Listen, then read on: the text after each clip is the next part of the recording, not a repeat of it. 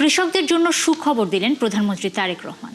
মন্ত্রিসভার প্রথম বৈঠকেই 10,000 টাকা পর্যন্ত সুদসহ কৃষি ঋণ মওকুফ করার সিদ্ধান্ত নিয়েছে তার সরকার। এতে 12 লাখ কৃষক ঋণমুক্ত হবেন বলে জানিয়েছেন মন্ত্রিপরিষদ সচিব নাসিমুল গনি। ঋণমুক্ত হলেও কৃষকদের কৃষি কার্ড পেতে বেগ পোহাতে হবে না বলেও জানান তিনি। এ সময় সরকারি কর্মচারীদের সময় মতো অফিসে আসতে প্রধানমন্ত্রী নির্দেশ দিয়েছেন বলেও জানান মন্ত্রিপরিষদ সচিব। শারমিনীরা রিপোর্ট। বৃহস্পতিবার সকালে মন্ত্রিসভার প্রথম বৈঠকেই কৃষকদের জন্য সুখবর দিলেন প্রধানমন্ত্রী তারেক রহমান।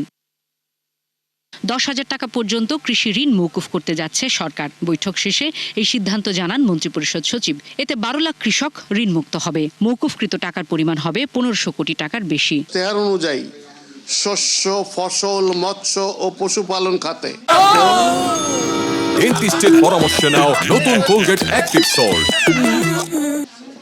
10,000 টাকা পর্যন্ত কৃষি ঋণ সুদ সহ মওকুফের সিদ্ধান্ত গ্রহণ করেছে। এর মূল লক্ষ্য হলো দরিদ্র কৃষকদের সামাজিক নিরাপত্তা নিশ্চিত করা। কৃষকদের নিকট পাওনা রয়েছে প্রায় 1550 কোটি টাকা, যা এই মওকুফের আওতাভুক্ত হবে। এই ঋণ মওকুফ করা হলে দরিদ্র কৃষকগণ নিম্নলিখিতভাবে উপকৃত হবে।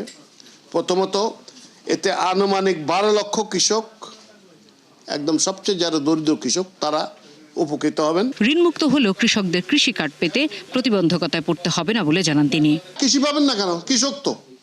এক প্রশ্নের জবাবে মন্ত্রিপরিষদ সচিব বলেন, সরকারি কর্মচারীদের সময় মতো অফিসে আসার নির্দেশ দিয়েছেন প্রধানমন্ত্রী।